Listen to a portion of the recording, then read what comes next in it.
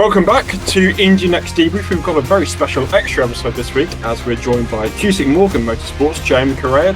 JM, welcome to the show. How have you been? Thank you. I've been good. No complaints. Obviously, it's been a little bit of a while now since you were last racing at Barber, but you've had some testing in the meantime since. So, kind of, how has that gone? Yeah, we've done a couple tests. They've been good. They've been very positive. We've been quick. We've continued to learn, try some things, and honestly, it's been fun. I'm actually flying out tomorrow to St. Louis for a gateway test, so an oval. Looking forward to that, and it's been good to continue working with the team and stay active. And I mean, how else do you spend a break like this? I suppose it's kind of annoying to start the season, then have like almost 6 weeks without racing. I think it'll be by the time you're back going. So when you're not testing, is there any way you kind of like to spend this kind of time off? Well, I've got my simulator there in the back. I don't know if you can see the screen.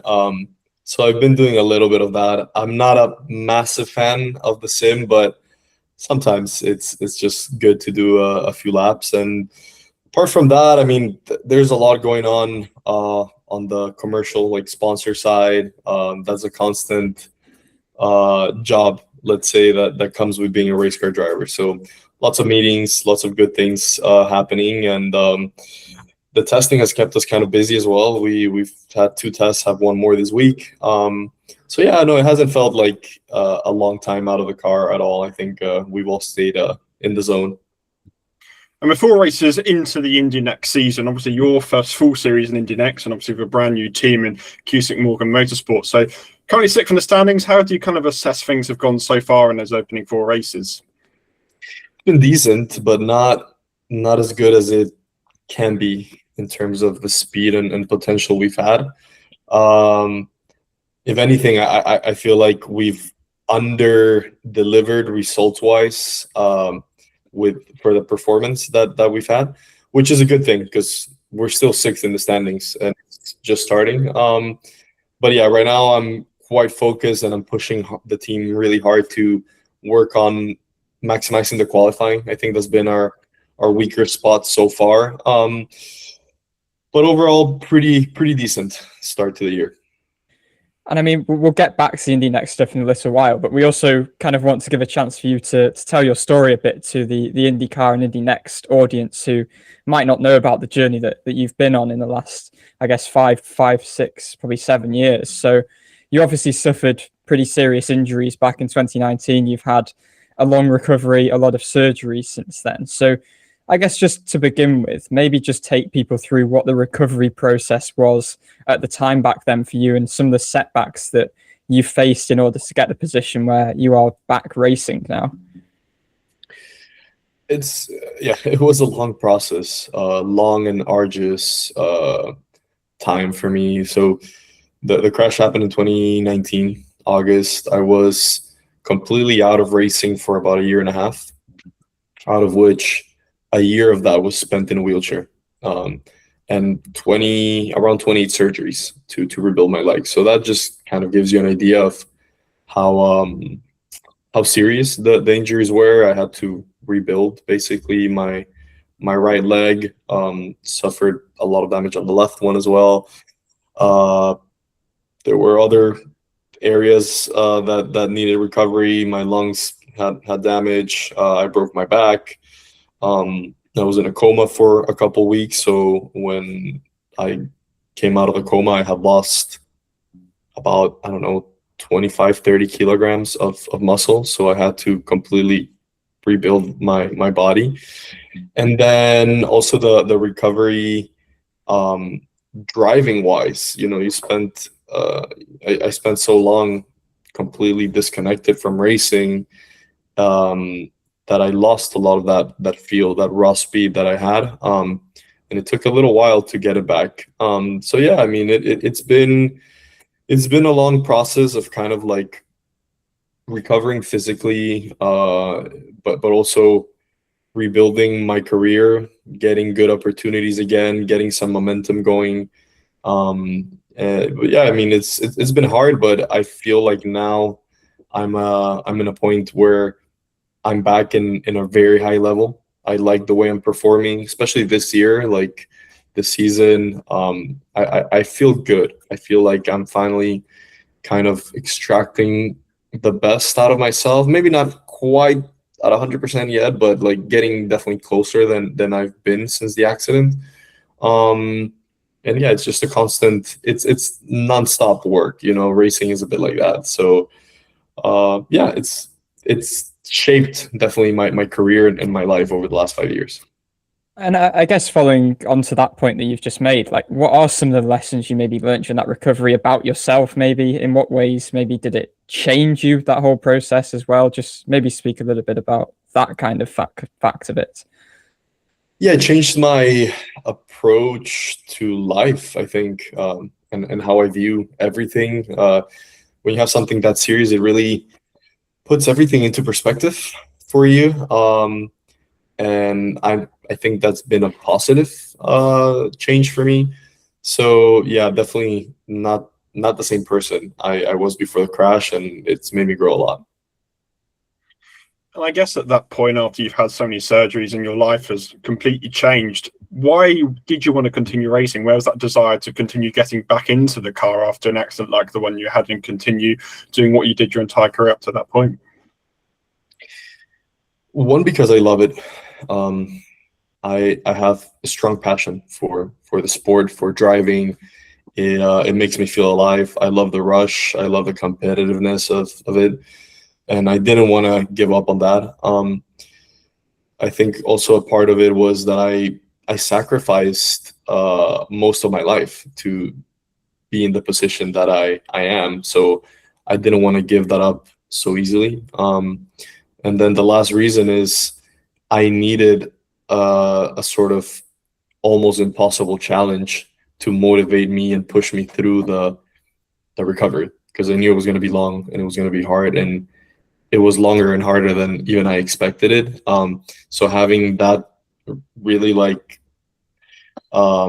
crazy goal, let's say, of racing again, which most people didn't think was possible, gave me motivation to push through that.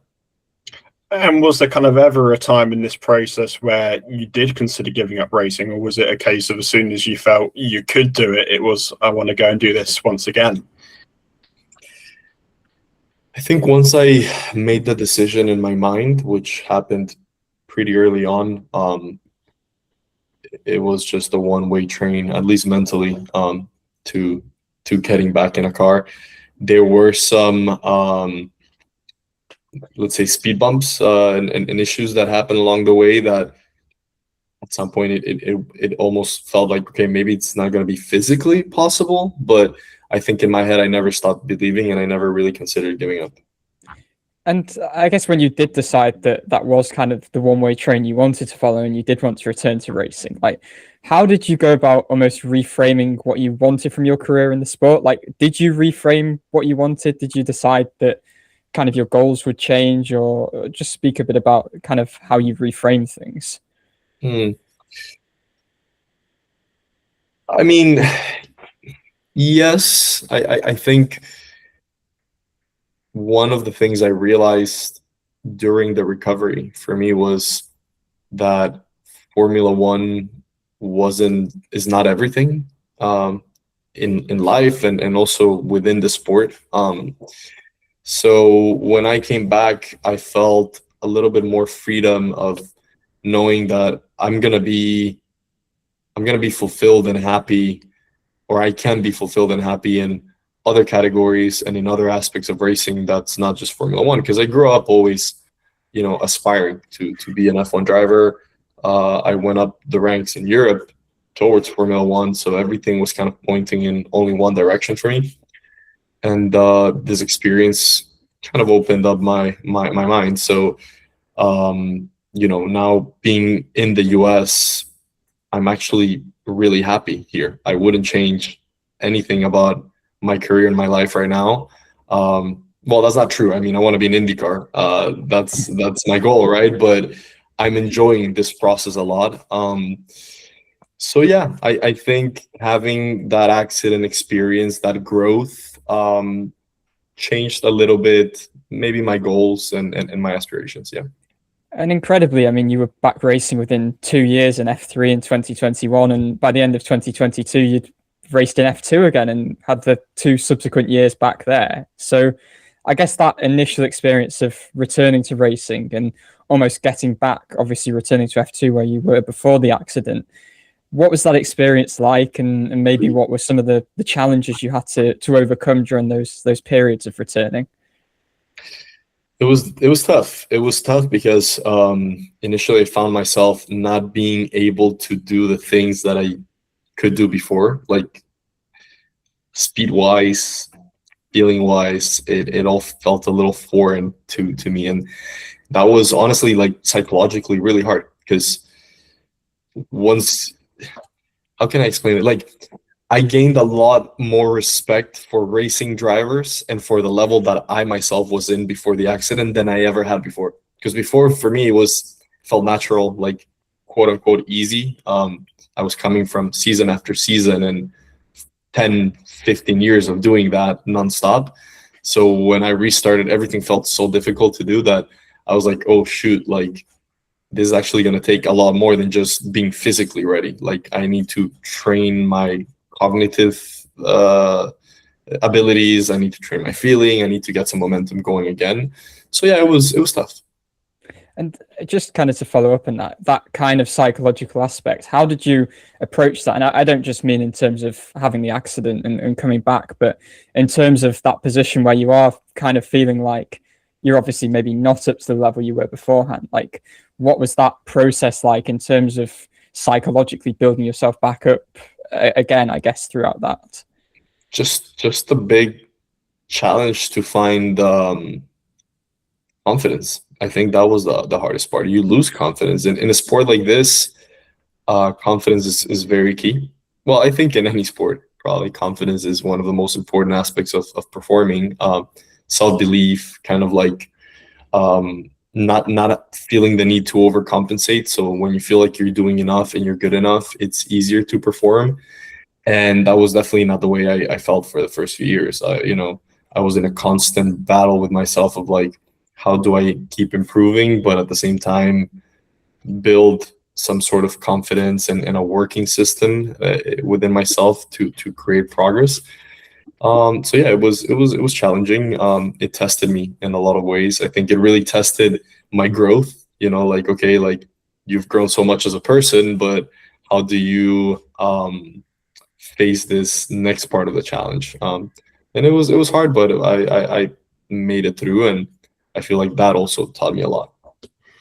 And that's obviously kind of the mental side, which is obviously a huge part of the challenge, as well as the physical side as well. So when you did make that return, did you have to approach things differently from a physical standpoint? Did you have to drive any differently at all? Yeah, a little bit. So when I made my debut back post-accident, it was 2021 Formula 3.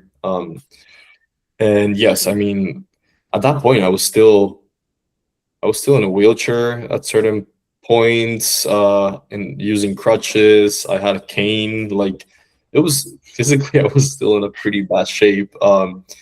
I lost a lot of movement in my ankle up to this day. Like, I'm never gaining that movement back. So I had to get used to a much shorter, like, throttle travel. I was struggling a lot with the brake pressure, hitting the brake pressure, because my left leg it has a lot of nerve damage and it was weak. General fitness level, I wasn't where I needed to be because I had spent a year and a half or a year in a wheelchair. So yeah, there were a lot of things that I had to work around. And then also I was still spending most of my time day to day doing rehab, doing surgeries, continuing the whole recovery process. So it was difficult to get momentum. Yeah. And given like you were still maybe feeling that way physically, and you're saying you were on crutches and stuff, how did you decide that back then in 21 was the right time for you to return to racing, if that was kind of still what you were also having to battle outside of the car? Yeah, in my mind, I didn't want to lose another full season. I just felt like if I lost another full season, it was going to be harder to get a seat again. I was just going to be forgotten. Was it the right call or not? Difficult to say, like who knows what would have happened. It was definitely a tough season and I wasn't at 100%, but I think it was probably a necessary part of my comeback, to have a season like that. So yeah, I mean, for me, like once I get something in my head, it's very difficult to not go through with it. And I just committed to it and committed early. And it was kind of like, we're doing this one way or another. And ultimately, you returned to the podium in F3. You had a podium again in F2 when you returned. In Indy NXT, you're on the podium in your rookie season last year. So when you kind of reflect back on all of this process you've been through, all of the recovery, the surgeries and everything, can you kind of just put into words the feelings and emotions of not only returning to racing, but also when you do kind of overcome all of those, I guess, demons about thinking you're maybe not up to the same level you were, when you do then have that sort of success? Yeah, in the moment, it feels good. But to be honest, I still haven't really felt in any of those podiums that I am at 100% of where I can be. And maybe that's a bit the competitive racing driver mindset, like it's never enough. So I'm still chasing that. And that's kind of my motivation now. It's like, I know how good I am. I know what I can do. And the fact that I've been competitive and gotten podiums is good, but it can be so much better. So yeah, the work never stops, and I'm still chasing a higher level every time I get in the car. So Archie obviously mentioned it. You're now on the IndyCar ladder racing Indy NXT, which is the reason why you're here. But let's cast our mind back to 2024. You finished your F2 season and maybe the F1 path isn't possible at that point. So kind of at that situation, where did you want your career to go? What kind of different avenues were exploring? Just kind of tell us about kind of that decision there. Yeah. So towards the end of 2024, I didn't have the F2 season that I was expecting to have. There were, certain things that didn't go our way, and towards the end of the year, I lost one of my sponsors, and that meant, for me that it was the end of my year. As you guys saw, like I didn't even finish the season with DAMS, and it was at that point that I kind of pivoted my life and my career towards the US. Just because it seemed to me like it made a little more sense on professional, but also on the personal side. My family has been here in Miami since 2011. I have more friends, more connections, like a lot more business potential going on in this side of the world for me. And then also I really like IndyCar and IMSA. So those were two categories that I had been following already while being in Europe, and I had a desire to try. But when I moved here, end of 2024, I moved back. I didn't really have a plan of what I was going to do. I just came here and started figuring things out. And initially, I started coaching some drivers, and then I got an opportunity to do some races with United Autosports in IMSA in the LMP2 car. That was amazing, really cool experience. And then through the coaching I was doing, I met Mike Marini, the manager at HMD, and he offered me the Indy NXT seat because they had just lost one of their drivers.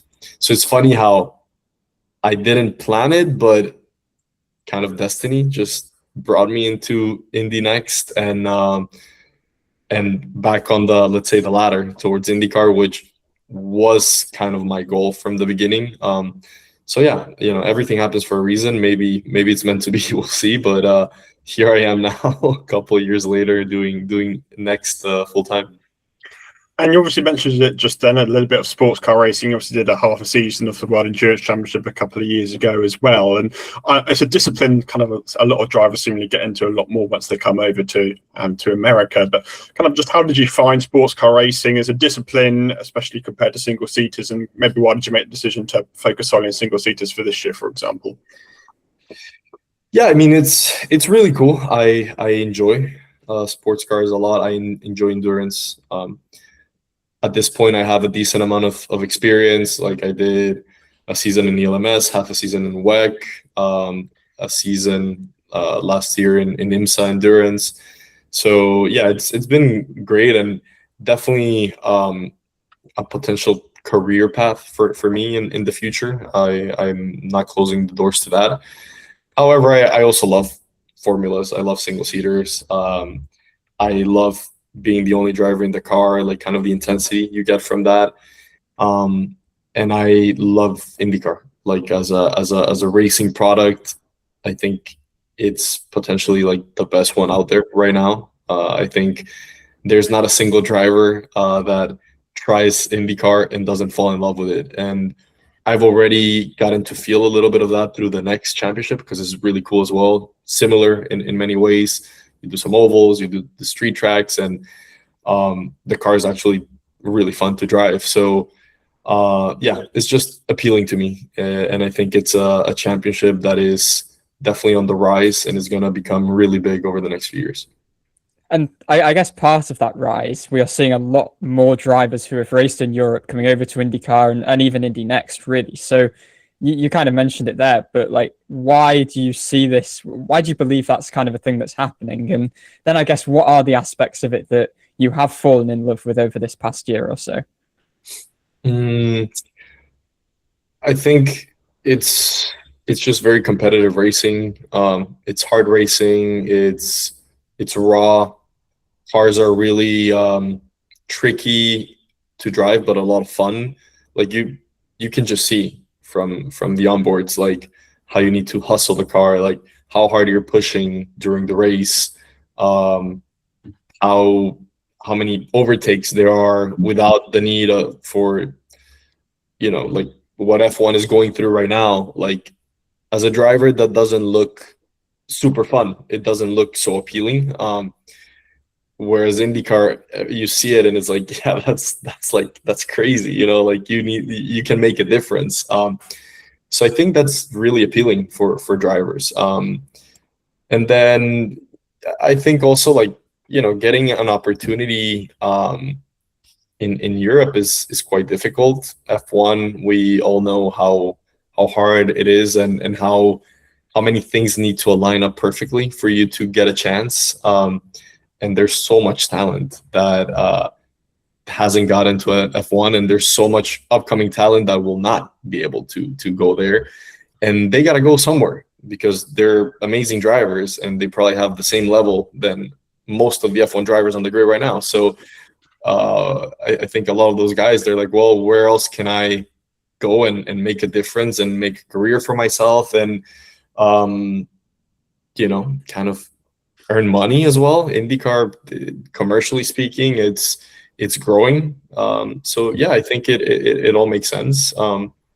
And yeah, people that come here just fall in love with it, and they like the US as well. It's fun. It's a bit more of a friendly championship in a way. So drivers have more fun here, I think.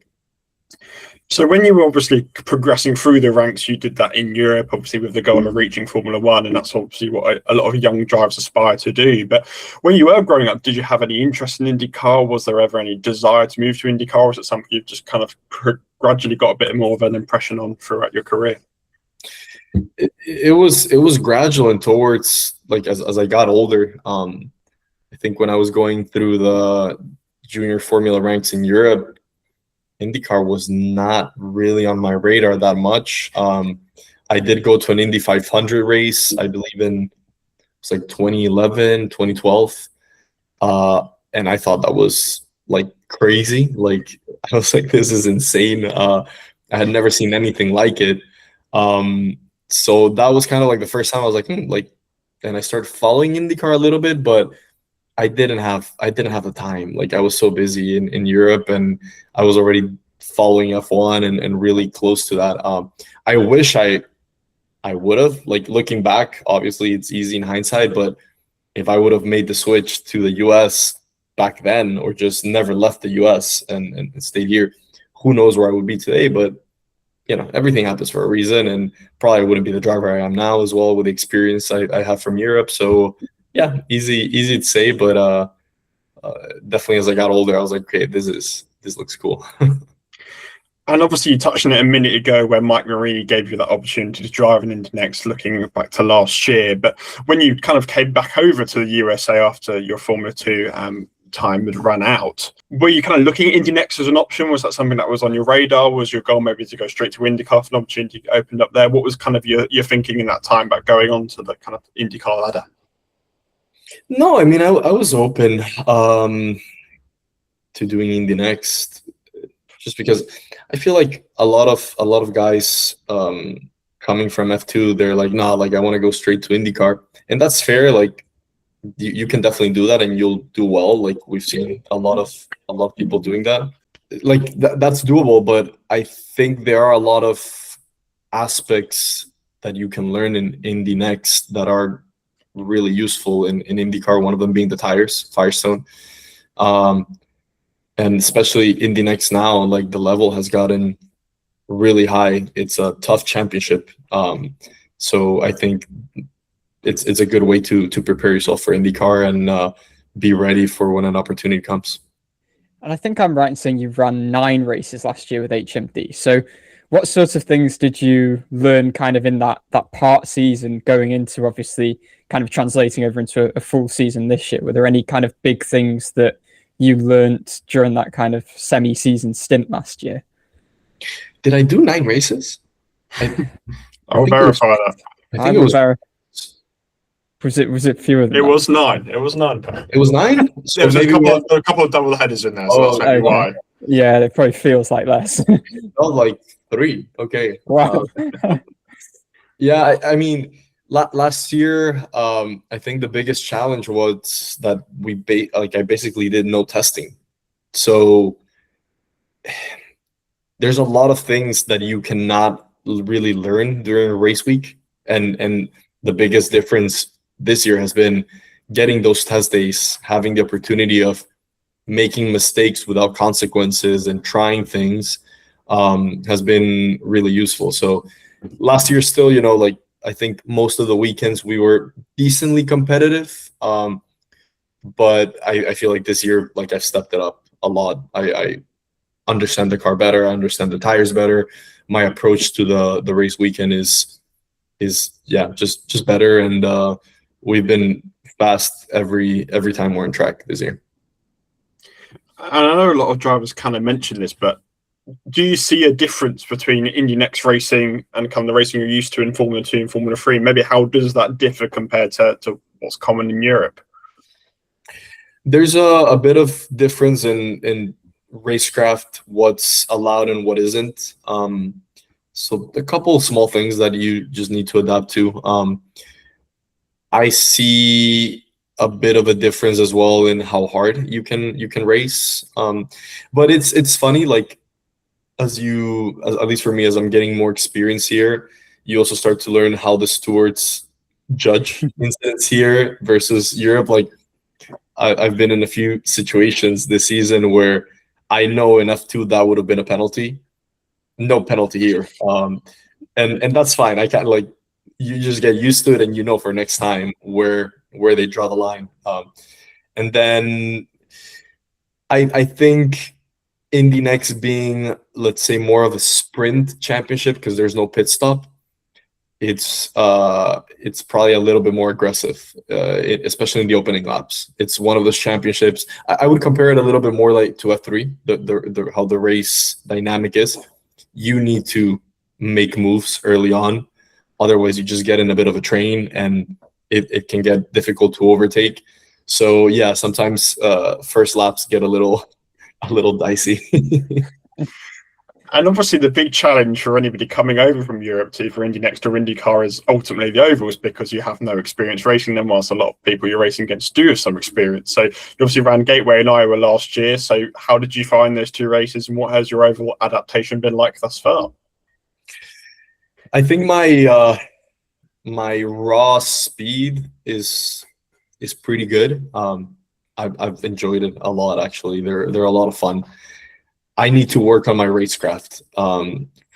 Traffic, following, wide lines, like those are things that I'm still not fully comfortable with, to be honest. So yeah, it's been, we had actually a test a couple weeks ago in Nashville, and it was the first time where we got cars to run in a train and like practice overtaking, running wide lines. Before that, I had only done it in the race I did last year. And already there, like in the test, I learned a lot. Because again, in the races, you're not really trying a lot of things because the mistake is costly. In the testing, you can explore a little bit more. So that was useful. We're going again tomorrow to Gateway, and we're gonna do the same on Wednesday. So we'll see how much I can progress, and we'll see what happens in the races. But I think we're gonna be in a good spot. And it's interesting with ovals. I know a lot of people, I mean, there's been comments from F1 drivers in the past about they don't want to do oval racing because they perceive it as being more dangerous. And I guess ultimately motorsport's dangerous regardless. So what is your kind of relationship with that fear, particularly in the context of ovals? Like, has that ever bothered you? Yeah, I mean, it is dangerous. There's no way to sugarcoat that. The first time I drove an oval last year, I think it was Iowa. I did a test day in Iowa, and after my first 5 laps, like I came in, I was like, "This is crazy! Like, who came up with this?" Because it's pretty nuts, and it's sketchy for sure. Like, but the more laps you do, and you start to get in the groove. Also, the adrenaline that you feel, the rush, it's so addictive. Like, it's a lot of fun. It's one of those activities that feels like really sketchy, but when you come out on the other side, you're like, okay, I want to do that again. That was awesome. So that's a bit my approach. And now, I'm a race car driver. What we do is risky. I know that better than most. That things can go wrong.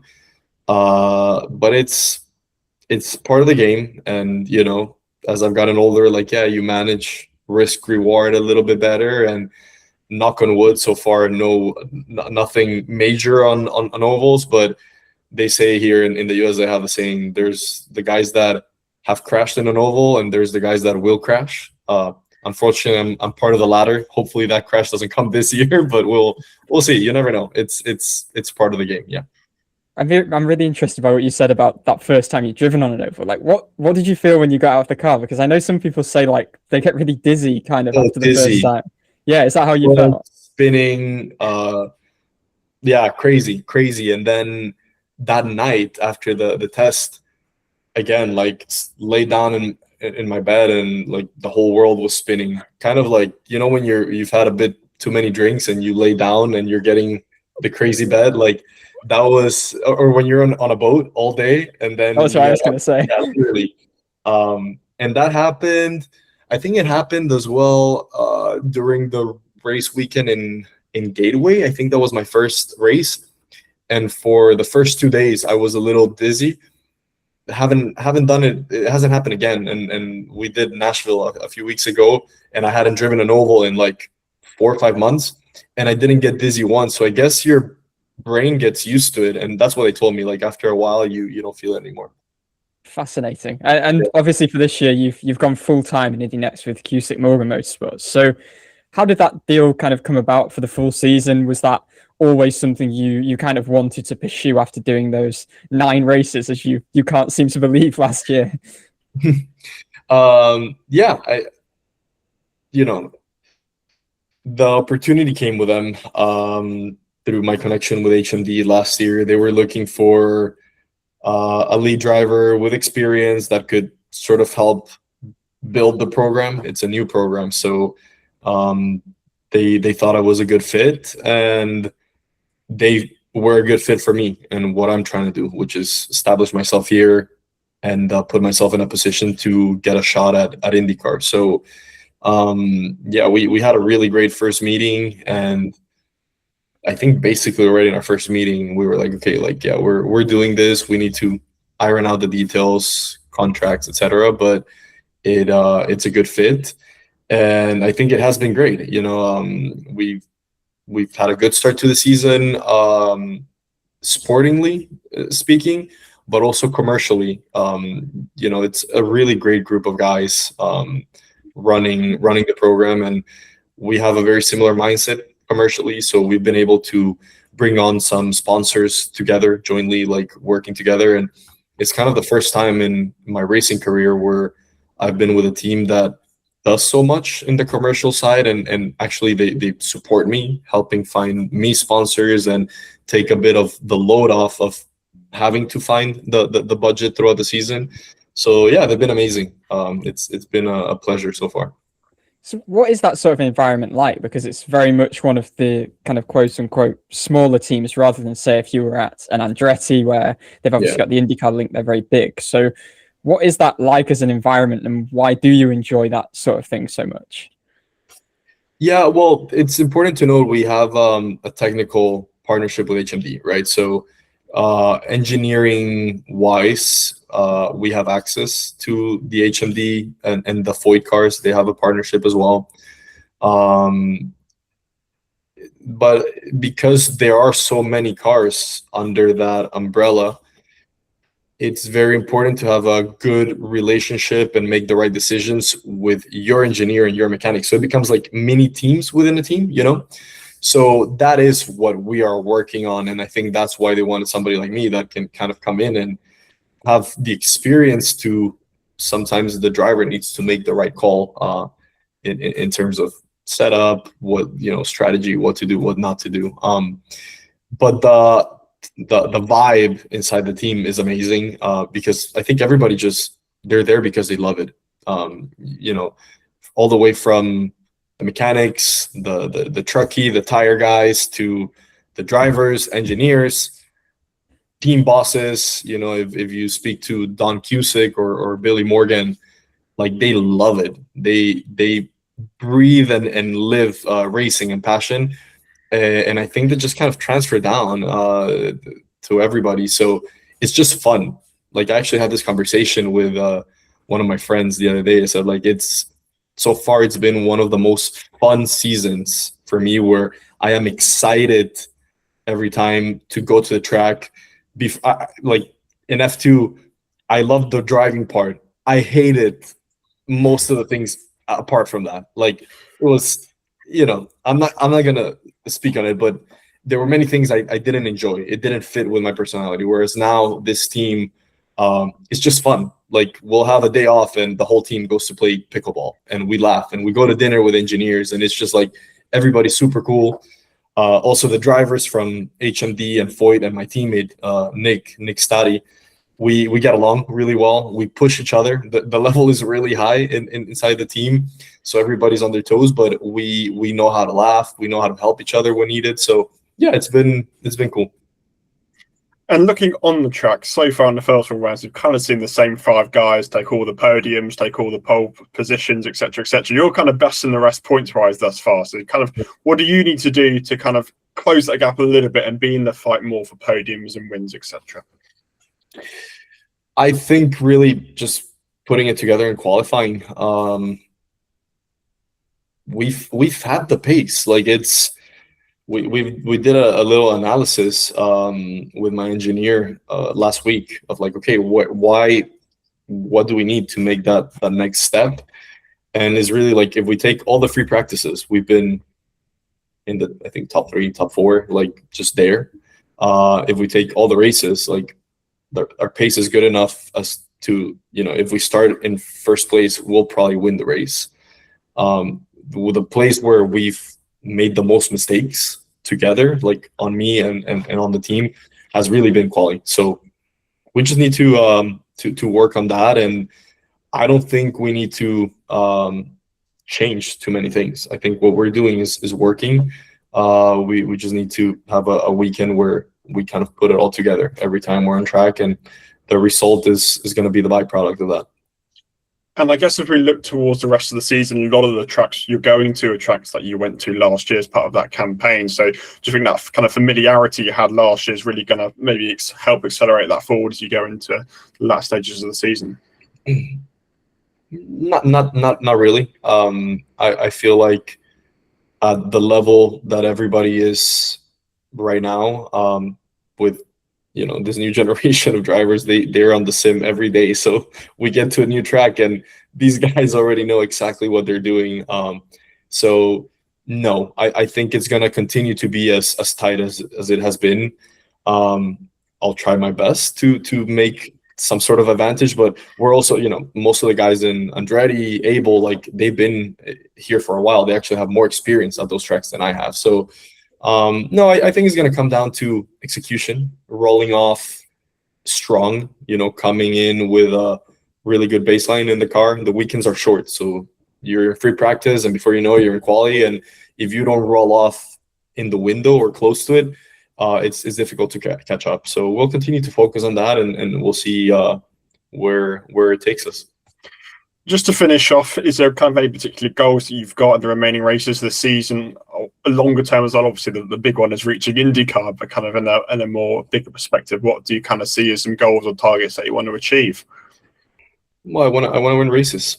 I want to dominate. It's not domination. I don't think is going to happen for anybody this year, but I want to win races, get podiums for the team, and put myself as a clear contender for an IndyCar seat. There will be seats that will open up next year in IndyCar. I know that all the IndyCar teams are looking at us and finding the next guys to get a shot, and I want to be one of those guys. So for me, it's pretty simple. Awesome, Jeremy. Really appreciate your time. Obviously, really, really insightful chat there. So wish you the best of luck for, firstly, your test tomorrow at Gateway. Let's hope your head's not spinning after you complete the action.